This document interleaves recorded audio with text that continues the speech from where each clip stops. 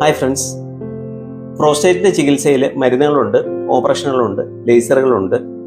നീരാവി വെച്ച് ഈ പ്രോസ്റ്റേറ്റ് ഗ്രന്ഥി കരിച്ച് കളയുന്ന റിസം എന്ന് പറയുന്ന പുതിയ ചികിത്സാ രീതിയുണ്ട്. അപ്പോൾ എൻ്റെ ഫ്രണ്ട് ജിൽസ് അദ്ദേഹത്തിൻ്റെ ഫാദറിന് വേണ്ടിയിട്ട് ഈ ചികിത്സ ഈ അടുത്ത കാലത്ത് ചെയ്തിരുന്നു. അദ്ദേഹം 8 മാസത്തോളമായിട്ട് ട്യൂബ് ഇട്ട് വളരെ ബുദ്ധിമുട്ടിയിരുന്നു. അപ്പോൾ ഈ ചികിത്സയിലൂടെ അദ്ദേഹം മൂത്രം ഒഴിക്കുകയും വളരെ സന്തോഷവാനായിട്ട് പോവുകയും ചെയ്തു. ആ വീഡിയോ നമുക്കൊന്ന് കേട്ടു നോക്കാം.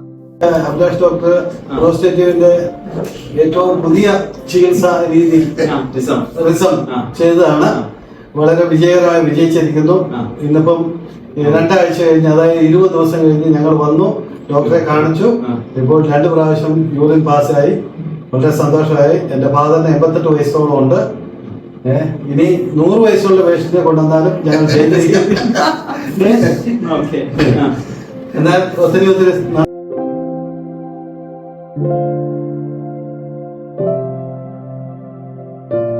ഇത്രയും കാലത്തെ ഞങ്ങളുടെ ബുദ്ധിമുട്ടുകൾ, അതായത് രാത്രി 8 മാസമായിട്ട് ട്യൂബിട്ട് കിടക്കുമായിരുന്നു.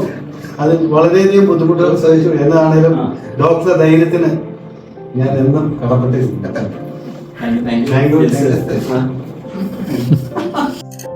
പ്രായമായവർക്ക്, അനസ്തീഷ്യ റിസ്ക് കൂടുതലുള്ളവർക്ക്, അനസ്തീഷ്യ കൊടുക്കാൻ പറ്റാത്തവർക്ക്, അങ്ങനെ ഒരു റിസ്ക് കൂടുതലുള്ള കാറ്റഗറിയിലുള്ള എല്ലാവർക്കും സുഖമായിട്ട് ഈസി ആയിട്ട് ചെയ്യാവുന്ന ഒരു ചികിത്സയാണ് റിസം ചികിത്സ. കത്തീഡ്രലൊക്കെ ഇട്ട് ബുദ്ധിമുട്ടുന്നവർ, പ്രായമായവരുണ്ടെങ്കിൽ അവർക്ക് നമുക്ക് ഈ ചികിത്സയിലൂടെ സാധാരണ ജീവിതത്തിലേക്ക് തിരിച്ചു കൊണ്ടുവരാൻ പറ്റും.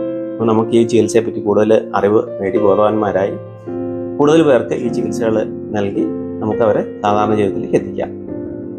Thank you.